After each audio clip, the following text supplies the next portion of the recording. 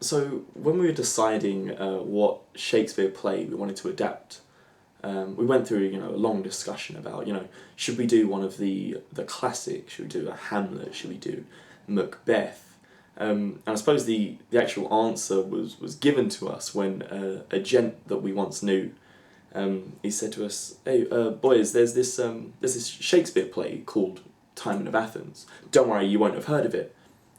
And we were like, "Well, how dare you? How dare you assume that we haven't heard of Timon of Athens?" He was right, but how dare he? So, being the stubborn guys that we are, we decided, well, we're going to go out of our way to find out about this unknown Shakespeare play, and in fact, do one better, and do a performance of it. So after we decided on the play that we were doing, we then had to cut the script. The show that we were making at the time was only going to be 45 minutes. So, we're cutting quite a significant part of the play out, and we had to keep everything that was of some sort of importance, and so that we didn't at any point really take away anything from the story, that everyone could still follow it if it was cut down to just those 45 minutes.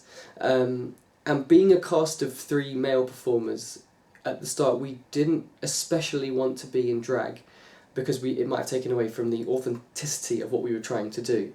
And it just so happens that in this particular play, the only female characters, are prostitutes, and we're also making, a family-friendly show here, so we didn't think it right to keep those characters in, and so they were cut from the script, leaving us with 18, eventually, characters that were all relevant to the story that we're trying to tell, that serve a purpose, that really are the lifeblood of the show.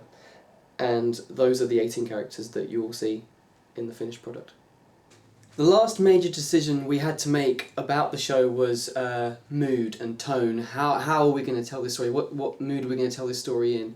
And what was actually really interesting when we were rehearsing the play was it's become one of Shakespeare's problem plays, as they call them. People don't really know, is it a tragedy, is it a comedy? There are comedic moments, but the overarching story, especially in the second half of the show, is really quite sad. It's about a man who's lost everything. So we thought what would be most fun is to do both. Have the first half of the show really over the top, over exaggerated, and really try and work on the comic aspects of the show, and have the second half really brought down and quite serious and intense, really intense, and then bring it straight back up for the end and leave them laughing, which we have found really fun, and it's allowed us to explore our own range as performers, and I think it gives the audience a bit of everything, and that's one of the things we wanted most from the show, was the audience to have an experience like no other, a performance they could see that had a little bit of everything.